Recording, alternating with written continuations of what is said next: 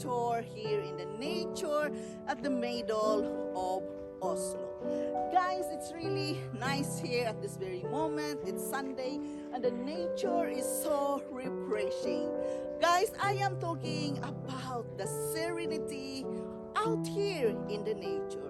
Even we are in the middle of Oslo, still we can find this untouched nature. Really guys, it's really an amazing place. You can have peace within your soul. Guys, being happy is about creating that certain feelings of happiness from within you. And how can you find that creation of happiness if you are not going out to the nature? So even guys, here in Norway, this place is just near the city in Oslo. It's so nice that we have a place we can come up here walking by the lake and here in this beautiful nature.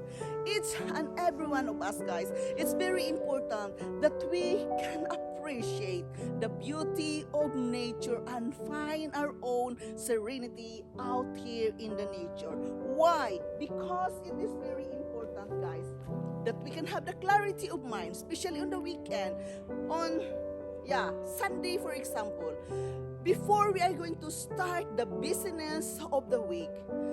Find a time for yourself to be out here in the nature.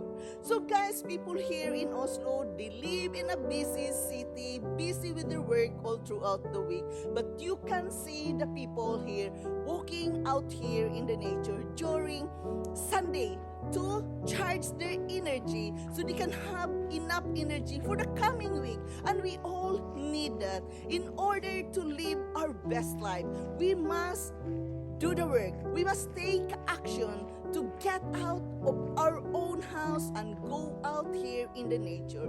It is such an amazing feelings guys, and I can assure you that throughout the week you will have a peace of mind and energy to keep on going to face the busyness of the week.